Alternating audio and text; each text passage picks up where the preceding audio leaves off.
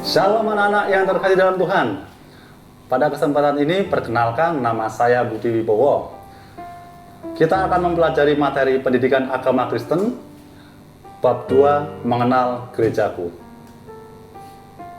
Sebelum kita mempelajari pada materi kali ini, mari kita terlebih dahulu berdoa kepada Tuhan. Terima kasih Tuhan atas penyertaan-Mu dalam sepanjang hidup kami Tuhan. Engkau sertai kami dalam pembelajaran kali ini Tuhan. Di dalam nama Tuhan Yesus Kristus kami mengucap syukur dan berdoa. Haleluya. Amin. Mengenal gerejaku terambil dalam bahan Alkitab Yohanes 17 ayat 18 sampai 21, Kisah Para Rasul pasal 15, 1 Korintus 1 ayat 10 sampai 13, 1 Korintus 12 ayat 9 sampai 27, dan Yeremia 29 ayat 4 sampai 7. Kita akan membuka dalam satu pasal ayat Alkitab kita yang terambil dalam 1 Korintus 1 ayat 10 sampai 13. Mari kita baca bersama-sama, persiapan Alkitab kalian.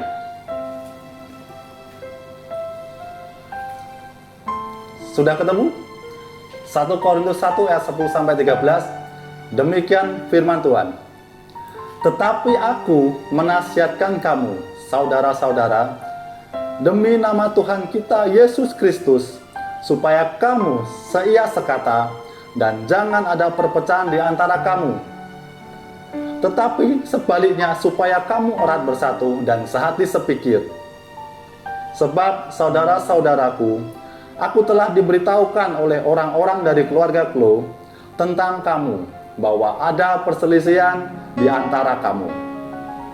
Yang aku maksudkan ialah bahwa kamu masing-masing berkata, aku dari golongan Paulus, atau aku dari golongan Apolos, atau aku dari golongan Kefas, atau aku dari golongan Kristus.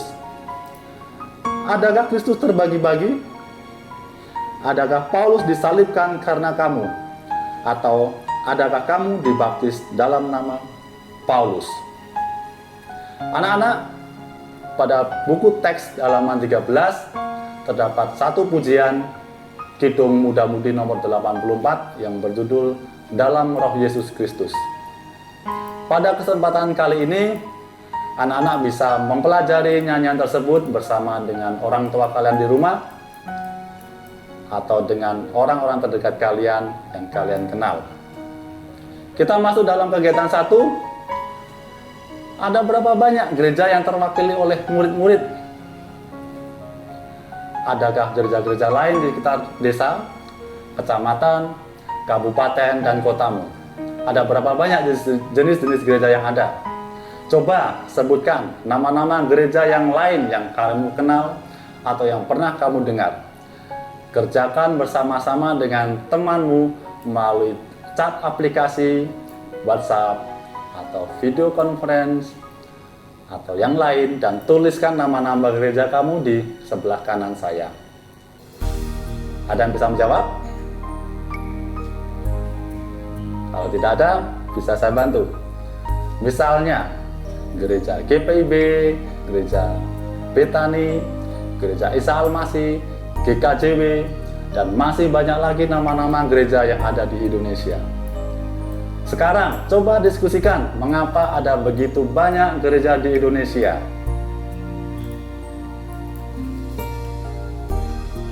Kalian bisa menjawab di sebelah kanan saya. Ada yang tahu?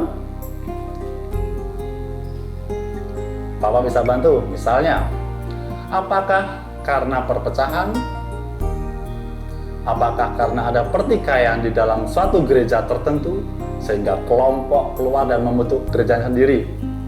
Atau karena adanya misi yang datang dari luar daerah, luar kota, luar negeri? Sejauh mana semua itu merupakan hal-hal yang positif atau malah negatif? Dari keperbagaian gereja yang ada di Indonesia itulah pelajaran yang akan kita lihat di dalam bab ini. Gereja yang terpecah-pecah. Perpecahan pertama. Pada perjamuan terakhir bersama murid-muridnya, Tuhan Yesus berdoa agar murid-muridnya dan semua pengikutnya tetap bersatu. Dalam doanya Tuhan mengatakan, supaya mereka semua menjadi satu, sama seperti Engkau ya Bapa, di dalam aku dan aku di dalam Engkau, agar mereka juga di dalam kita, supaya dunia percaya bahwa Engkaulah yang telah mengutus aku. Terambil dalam Yohanes 17 ayat 21.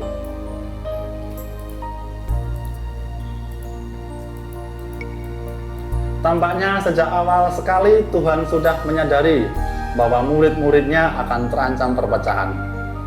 Doanya menunjukkan bahwa kesatuan murid-murid dan pengikutnya sangat penting, karena kesatuan itu mencerminkan kesatuan Yesus dengan Bapanya di surga. Dengan kesatuan itu juga para murid memberikan kesaksian mereka kepada dunia. Tapi pada kenyataannya kita dapat melihat bahwa perpecahan tetap terjadi. Dalam Kisah Para Rasul pasal 15 kita menemukan bagaimana gereja perdana dihadapkan dengan sejumlah pertanyaan berat yang mengancam gereja untuk terpecah. Ketika itu muncul pertanyaan sangat mendesak, apakah orang-orang bukan Yahudi yang ingin menjadi Kristen harus terlebih dahulu menjadi Yahudi? Ada beberapa pemimpin gereja saat itu menuntut agar orang-orang Yahudi yang ingin menjadi Kristen terlebih dahulu harus disunat. Lalu mereka diwajibkan menjalankan seluruh hukum Taurat. Mereka dipimpin oleh Petrus dan Yakobus. Kelompok lain yang dipimpin oleh Paulus tidak setuju. Mereka berpendapat bahwa untuk menjadi Kristen, menjadi pengikut Kristus, tidak perlu menjadi Yahudi terlebih dahulu. Mereka dapat langsung datang kepada Kristus dan tidak perlu lagi dibebani dengan aturan-aturan Taurat. Ilustrasi menunjukkan di mana terdapat perpecahan antar kelompok. Dan ini bisa mengakibatkan sebuah kultus individu. Apa itu kultus individu? Kita simak keterangan di samping kanan saya. Kultus individu. Contoh kasus dalam kultus individu yaitu di Haiti. Tahu Haiti? Negara Haiti. Pernah berkuasa seorang diktator yang bernama Francois Duvalier. Duvalier adalah seorang dokter yang kemudian disapa sebagai Papa Doc dengan sengaja membangun pemujaan atas dirinya dan mengklaim dirinya sebagai perwujudan bangsanya. Dia membangkitkan tradisi voodoo atau penyembahan roh-roh dan menjadikannya alat untuk membangun kekuasaannya. Ia juga menyebut dirinya sebagai seorang hongan atau pendeta voodoo. Dia membangun propaganda kekuasaan dan mengangkat dirinya sebagai bapak bangsa dan mengatakan Papa Doc adalah satu dengan Loa, yang artinya adalah roh-roh dalam voodoo Haiti, Yesus Kristus dan Allah sendiri. Salah satu gambar yang paling terkenal tentang dirinya ialah ketika ia tampil sedang duduk dengan patung Yesus Kristus dengan tangannya yang diletakkan di bawahnya dengan tulisan Aku, yaitu Yesus telah memilih dia. Kultus individu atau pengagung-agungan seorang tokoh tertentu dalam bahkan tokoh pendiri gereja sekalipun sangat berbahaya. Kenapa berbahaya? Karena yang pertama, orang tidak lagi dapat bersikap kritis terhadap tokoh-tokoh tersebut. Semua yang dikatakan dilakukannya dianggap benar. Kita tidak diajarkan menyembah tokoh-tokoh itu, melainkan Allah yang kita kenal melalui Tuhan Yesus Kristus. Dan ini yang terjadi pada zaman Rasul Paulus di Korintus pasal 15. Karena itulah sekitar tahun 50 Masehi diadakan persidangan di Yerusalem yang dikenal sebagai Konsili Yerusalem atau Konferensi Apostolik. Pada akhir persidangan itu dicapai kesepakatan untuk memberlakukan peraturan minimal untuk orang Kristen. Mereka harus menjauhkan diri dari yang pertama, makanan yang dipersembahkan kepada berhala. Yang kedua, darah. 3, daging binatang yang mati dicekik. Dan 4, percabulan. Keempat peraturan ini sudah dianggap cukup untuk seorang Kristen, sehingga menjadi Kristen tidak berarti menjadi Yahudi terlebih dahulu. Kemudian perpecahan-perpecahan berikutnya, perpecahan yang diselesaikan di konferensi di Yerusalem itu bukanlah yang terakhir. Kita menemukan banyak perpecahan lainnya sesudah itu. Di Korintus terjadi perpecahan gereja ketika orang-orang saling berkelompok berdasarkan rasul-rasul tertentu. Ada yang mengaku sebagai anggota golongan Paulus, Apolos, Kefas, atau Petrus, atau bahkan Kristus. Masing-masing menganggap pemimpinnya lebih hebat daripada yang lain. Ingat tadi kultus individu. Menurut kamu manakah dari mereka yang paling hebat? Paulus menjelaskan tidak ada satupun, sehingga keliru bila kita membanggakan diri kita berdasarkan tokoh-tokoh pemimpin yang mendirikan gereja kita. Sebab Paulus berkata, adakah Kristus terbagi-bagi? Adakah Paulus disalibkan karena kamu? Atau adakah kamu dibaptis dalam nama Paulus? Perpecahan berikutnya yang terjadi di Korintus ialah ketika anggota-anggota jemaat di sana membangga-banggakan diri mereka berdasarkan karunia-karunia roh yang mereka miliki. Jadi ini perpecahan-perpecahan berikutnya setelah yang terjadi perpecahan sebelumnya tadi. Kalian bisa temukan dalam 1 Korintus 12 ayat 9-27. Di mana ada yang membanggakan karunia untuk mengadakan mujizat, membedakan bermacam-macam roh, berkata-kata dengan bahasa roh, menafsirkan bahasa roh, dan lain-lain. Paulus menegur jemaat di Korintus dan membandingkan mereka dengan tubuh kita. Sama seperti tubuh yang mempunyai berbagai anggota dengan tugas dan peranannya masing-masing. Setiap orang diberi karunia untuk menjalankan tugas dan peranan berbeda-beda dan saling melengkapi. Karena itu, sungguh keliru bila saling menganggap sesama mereka lebih rendah dan tidak berguna. Kemudian terjadi perpecahan berikutnya terjadi antara gereja timur, gereja Katolik Timur atau gereja Ortodoks dengan gereja Barat pada tahun 1054. Perpecahan itu terjadi ketika gereja-gereja di timur merasa bahwa gereja Barat telah menambahkan kata filioku dalam pengakuan iman Nisia Konstantinopel, sehingga kata kami percaya kepada Roh Kudus yang keluar dari Sang Bapa dan Sang Anak dirasakan oleh gereja timur sebagai pelecehan terhadap Roh Kudus dan menjadikannya lebih rendah dan tidak lagi sejajar dengan Sang Anak. Perpecahan lebih lanjut terjadi pada tahun 1517 ketika Martin Luther memakukan 95 dalilnya di pintu gereja di Wittenberg yang isinya mengkritik praktik-praktik yang dilakukan oleh gereja Katolik saat itu. Seperti penjualan surat-surat pengampunan dosa, pengumpulan relikui orang-orang kudus untuk meningkatkan kesempatan untuk lepas dari api penyucian, dan lain-lain. Perpecahan-perpecahan lainnya terus terjadi, terutama ketika mengalami perbedaan pemahaman tentang ajaran ataupun praktik ibadah dan organisasi gereja. Seringkali pertikaian antara individu-individu tertentu memecah belah gereja. Hubungan yang rusak menyebabkan satu atau beberapa orang keluar dari gereja, lalu mendirikan gereja baru. Perhatikan kehidupan gerejamu dan gereja-gereja yang lain. Apakah pengalaman zaman Korintus juga dapat kamu temukan dalam kehidupan gereja-gereja tersebut? Atau apakah ada orang-orang Kristen yang menganggap gereja mereka lebih hebat dan lebih benar, bahkan lebih selamat daripada yang lain? Coba diskusikan hal ini dengan teman kamu, sama seperti tadi, chat, WA, atau video conference, dan tuliskan hasil kesimpulan kalian di sebelah kanan saya ini.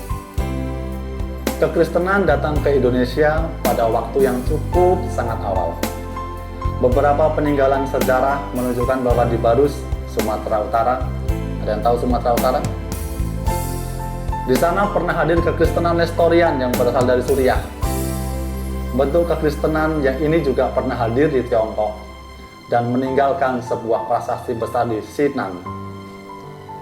Namun demikian, sama seperti kekristenan Nestorian di Tiongkok yang kemudian punah, kekristenan Nestorian di Barus pun hilang begitu saja. Mengapa demikian? Rupanya orang-orang Kristen Nestorian ini terasing dari masyarakat sekitarnya. Mereka hidup dengan tata cara orang-orang Suriah, menggunakan bahasa Suriah yang tidak dipahami oleh masyarakat sekitar. Kekristenan berikutnya datang pada abad ke-16 bersama orang-orang Portugis dan Belanda yang mencari rempah-rempah di Kepulauan Nusantara. Maka terbentuklah kelompok-kelompok Katolik Roma dan Protestan sesuai dengan agama orang-orang Portugis dan Belanda. Di berbagai wilayah di Maluku dan belakangan di Nusa Tenggara Timur, persaingan kaum kolonialis Portugis dengan Belanda kemudian juga melahirkan persaingan antara gereja Katolik Roma dan gereja-gereja Protestan. Misalnya, ketika orang-orang Portugis dikalahkan Belanda di Maluku, mereka melarikan diri ke Timur-Timur, yang sekarang menjadi Timor Leste dan Flores. Di sana mereka membentuk kelompok-kelompok umat Katolik Roma Sementara itu orang-orang Katolik di Maluku banyak yang dipaksa Belanda pindah menjadi Kristen Protestan.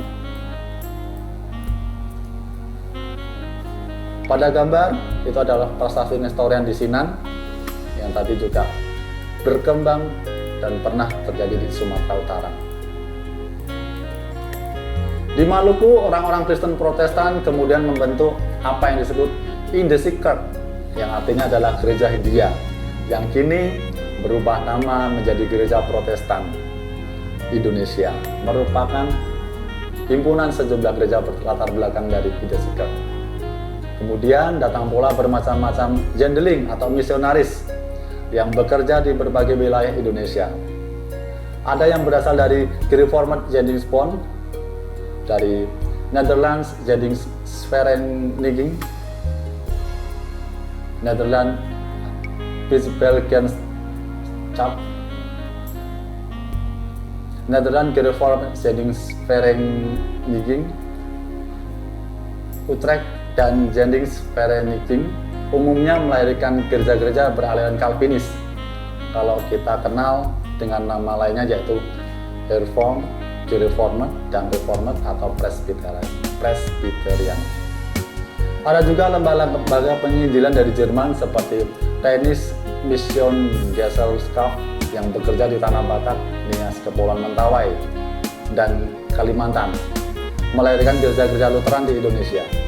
Ada Evangelis Mission Work in Southwest Deutschland yang melayani di Sulawesi, Bali, Halmahera, dan juga Basel Mission, yang kini berganti nama menjadi Mission 21, yang bekerja di Kalimantan Tengah, Jawa Barat, dan Sumatera Selatan. Seperti yang sudah dibahas dalam bab 1, berbagai gereja di Indonesia terbentuk lewat pelayanan di kalangan suku-suku tertentu. Karena itulah terbentuk Gereja Toraja yang merupakan hasil pekabaran Injil di kalangan suku Toraja. Gereja Kristen Sumba berkembang dari pekabaran Injil di antara suku Sumba. Gereja Masai Injili di Timur merupakan hasil pemberitaan Injil di kalangan suku Timur. Gereja Batak Karo Protestan dilahirkan dari pemberitaan Injil di masyarakat Karo di Sumatera Utara. Di satu pihak, strategi ini mempermudah penyebaran Injil di kalangan suku-suku tertentu. Namun di pihak lain, usaha ini menghasilkan gereja-gereja suku yang terpisah-pisah dari gereja yang lainnya. Pada bab sebelumnya sudah disebutkan dampak kehadiran gereja-gereja suku ini. Sekarang, pikirkanlah lebih jauh apakah dampak positif dan negatifnya. Coba diskusikan masalah dengan teman-teman dan jawab di kolom di sebelah kanan saya. Di kemudian hari, ada pula gereja-gereja yang datang dari Amerika Serikat yang kemudian menyebarkan Injil dan melahirkan Gereja Metodis Indonesia, Christian Missionary Alliance yang aktif di Kalimantan Timur dan Bali. Datang pula kelompok Bala Keselamatan, sebuah aliran yang terbentuk di Inggris dan mengembangkan pelayanannya di Jawa, di daerah Jakarta, Bandung, Semarang, Surabaya, dan Jombang, Sulawesi Tengah, dan Kalimantan Timur.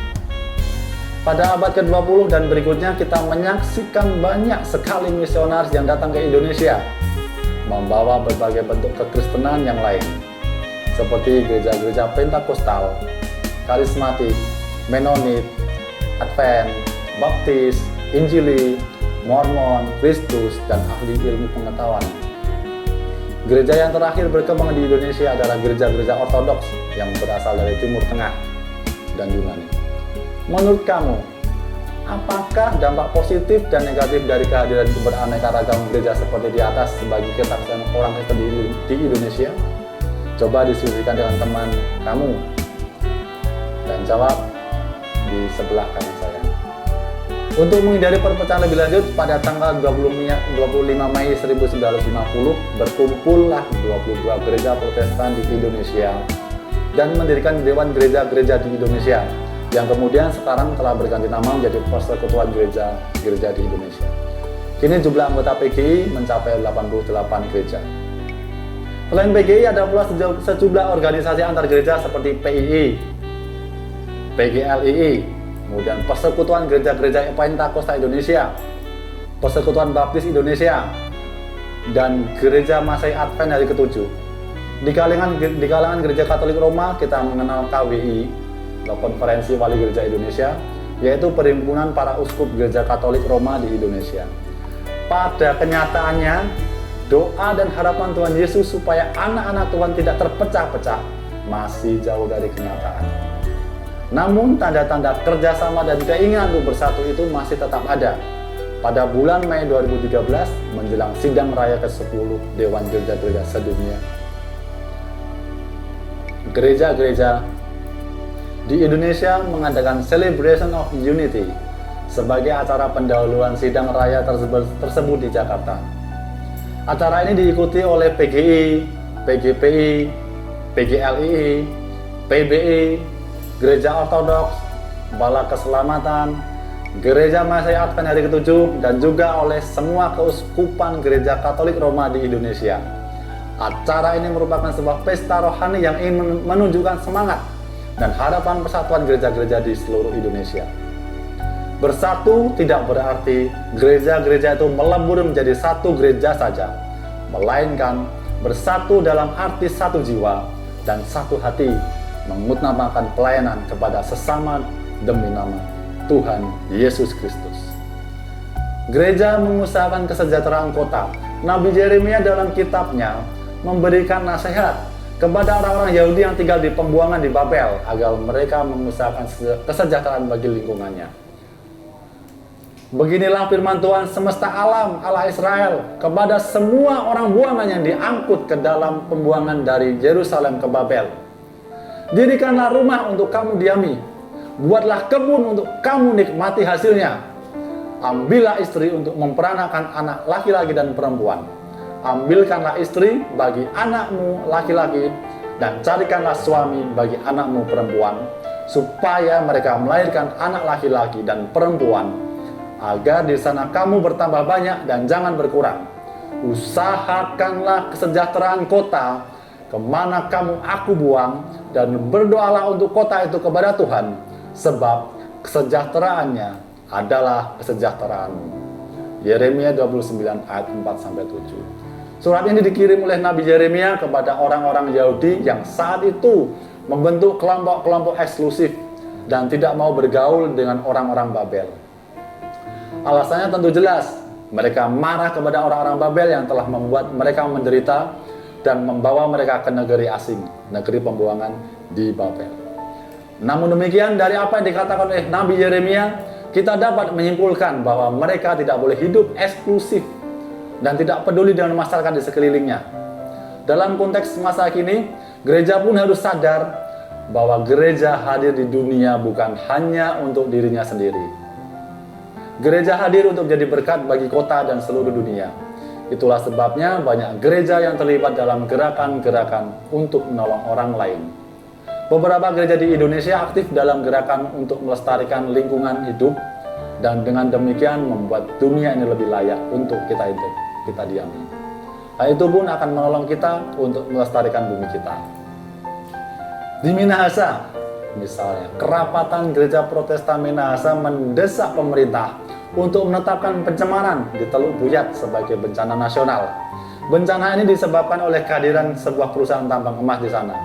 Kemudian di Sumatera Utara, Huria Kristen Batak Protestan terlibat dalam gerakan untuk menolak perusakan lingkungan karena penebangan hutan. Gereja Kristen Protestan Indonesia yang terletak di Sumatera Utara juga menunjukkan keperpihakannya kepada rakyat dan lingkungan yang rusak karena penebangan pohon-pohon kemenyan, di mana getahnya menjadi sumber pendapatan masyarakat setempat. Semua ini dengan jelas menunjukkan bahwa gereja harus menjadi berkat bagi lingkungan sekitarnya. Orang Kristen tidak cukup kalau ia hanya berdoa, membaca Alkitab, pergi ke gereja, dan memuji Tuhan saja. Ada banyak tugas yang harus ia kerjakan bagi masyarakat di sekitarnya. Penilaian dalam pembelajaran kali ini, yang pertama, buatlah sebuah pohon gereja yang menggambarkan bagaimana hubungan gerejamu dengan gereja-gereja lain yang ada di Indonesia. Kalau kamu mengalami kesulitan, coba lihat artikel Protestanisme dalam Wikipedia Bahasa Indonesia, bisa kalian klik pada web di samping. Coba cari di manakah gerejamu berada pada pohon itu. 2. Apa hal-hal yang dapat kamu syukuri dari kehadiran gerejamu di Indonesia? 3. Apa hal-hal yang menurut kamu harus diperbaiki dan dikoreksi dari gerejamu saat ini? 4. Apa yang harus dilakukan gerejamu untuk meningkatkan kesaksiannya di Indonesia agar kasih Kristus benar-benar menjadi nyata bagi masyarakat Indonesia? Kelima, pada materi dikatakan bersatu tidak berarti gereja-gereja itu melebur menjadi satu gereja saja, melainkan bersatu dalam arti satu jiwa dan satu hati untuk mengutamakan pelayanan kepada sesama demi nama Tuhan Yesus Kristus. Menurut kamu, apa yang harus dilakukan gerejamu untuk mewujudkan kesatuan jiwa dan hati untuk mengutamakan pelayanan kepada sesama demi nama Tuhan Yesus Kristus? Ingat apa yang dikatakan oleh Nabi Yeremia dalam peringatannya agar bangsa Israel menjadi berkat bagi masyarakat kota tempat mereka tinggal dan dibuang. 6. Hubungi organisasi persatuan gereja yang ada di wilayah kamu, baik itu berupa sinode gereja kamu sendiri, Persekutuan Gereja Indonesia Wilayah, PII, PLPI, PBI, atau GMAHK. Tanyakan kepada pimpinan organisasi gereja tersebut langkah-langkah apa saja yang sudah dan akan mereka lakukan untuk mewujudkan doa Yesus, supaya mereka semua menjadi satu. Lalu, buatlah karangan singkat yang berjudul Peranan Gerejaku dalam Mewujudkan Kesatuan Gereja. 7. Pada hari Minggu mendatang, mintalah temanmu yang berasal dari gereja yang berbeda denganmu untuk mengajakmu ke gerejanya dan beribadah bersama. Rasakan dan nikmatilah persamaan-persamaan dan perbedaan-perbedaan yang dapat kamu amati. Sejauh mana kamu dapat menghayati pengalaman iman Kristiani kamu di tempat yang berbeda. Anak-anak, pembelajaran kali ini kita sudah selesai. Bapak akan merangkum pembelajaran materi mengenal gerejaku. Ada banyak gereja di dunia, gereja-gereja umumnya lahir dari perpecahan, padahal Tuhan Yesus tidak menghendaki perpecahan gereja. Karena hal ini akan menghambat kesaksian gereja kepada dunia bahwa Tuhan Yesus telah mendamaikan seluruh umat manusia. Karena itu, gereja-gereja terpanggil untuk mengusahakan persatuan dan kerjasama yang baik antara satu dengan lainnya. Gereja juga terpanggil untuk mengusahakan kesejahteraan umat manusia di dunia. Ada banyak hal yang telah dan dapat dilakukan oleh gereja, antara lain melestarikan lingkungan hidup dan berjuang melawan perusakan. Dan masih banyak tugas lain yang dapat dikerjakan oleh gereja di dunia untuk mewujudkan keberpihakannya bagi Indonesia, kehidupan. Pada halaman lembar teks 23, kita ada satu buah lagu pujian dalam Kidung Jemaat 252, Batu Penjuru Gereja. Anak-anak bisa mempelajari lagu pujian ini bersama dengan orang tua kalian di rumah masing-masing atau dengan orang terdekat kalian. Kita akhiri pada pembelajaran kali ini dengan menutup sebuah doa.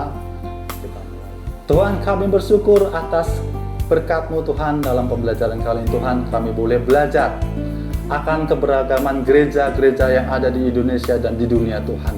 Kami hadir untuk menjadi saksi-Mu Tuhan, dan tolong kami Tuhan untuk menjadi berkat bagi lingkungan kami, bagi kehidupan negara berbangsa dan di dunia ini Tuhan. Kami mengucap syukur dan berdoa hanya di dalam nama Tuhan Yesus Kristus. Haleluya. Amin. Terima kasih sudah mengikuti pembelajaran Bapak dari awal sampai akhir. Jangan lupa terus ikuti pada pembelajaran-pembelajaran berikutnya. Tuhan Yesus memberkati.